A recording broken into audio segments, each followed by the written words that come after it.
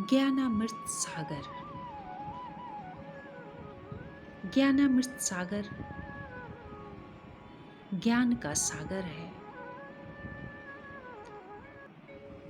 ज्ञान का तात्पर्य केवल सामान्य ज्ञान से ही नहीं, अपितु आत्मज्ञान, तत्व ज्ञान, ब्रह्म ज्ञान से है, जिसके श्रवण, मनन एवं निधिध्यासन से जीवन में एक सौम्य, जागरूक, जीवन, उदात्त, दिव्य चेतना समन्वित ऊर्जा का अजस्र संचार होने लगता है। इस अक्षुण ऊर्जा की आँच से हमारी आत्मिक तेजस्विता मुखर हो अपने विषय विकार रोग्यजन जीवन को निर्विकार मानसिक रोगों से मुक्त, निरोग कर स्वस्थ कर देती है।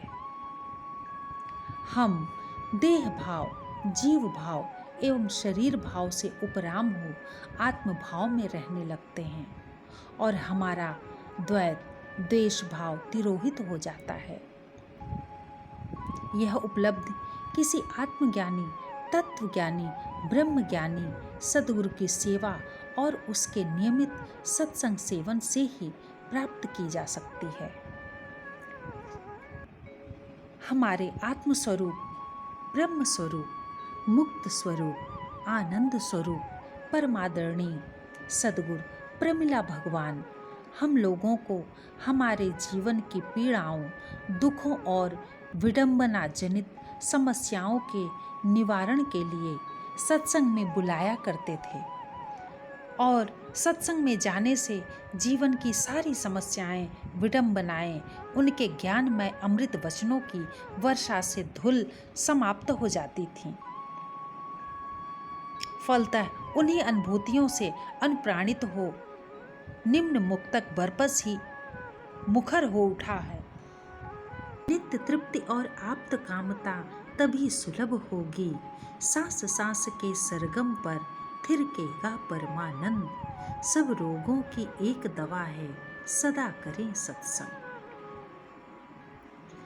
हमारे सद्गुरु प्रमिला भगवान सर्वप्रथम आत्मनिश्चय कराते थे कि अपने को आत्मा समझो, शरीर नहीं, तथा आत्मिक सत्ता से एकाकार होकर रहो, क्योंकि आत्मा सर्वशक्तिमान है, सर्वव्यापक है, निर्विकारी, शाश्वत है, क्षणभंगुर, विकारी शरीर नहीं।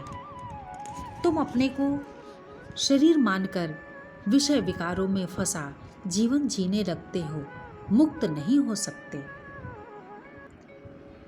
विषय विकारों से मुक्त होने के लिए आत्मनिश्चय करना ही पड़ेगा, तभी आत्मनिष्ठा आ सकती है।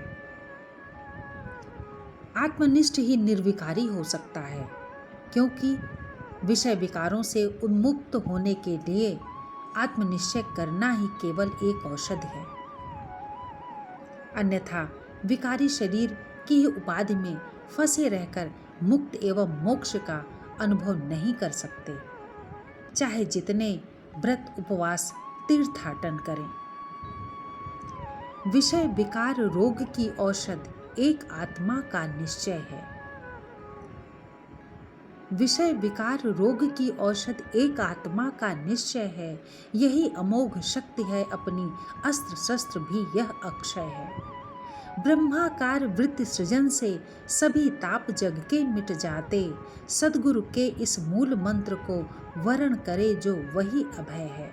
विषय विकार रोग की औषध एक आत्मा का निश्चय है।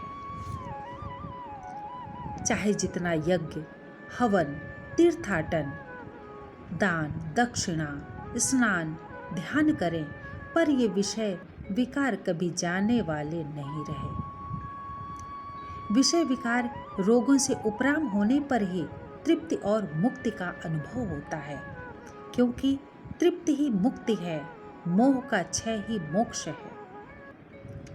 हमारे सद्गुरु प्रमिला भगवान सदा व्याख्यायित किया करते हैं कि किसी मृत व्यक्ति ने, जिसका शरीर शांत हो गया हो, कभी आकर यह बताया नहीं कि मुझे स्वर्ग नरक या मोक्ष प्राप्त हुआ है।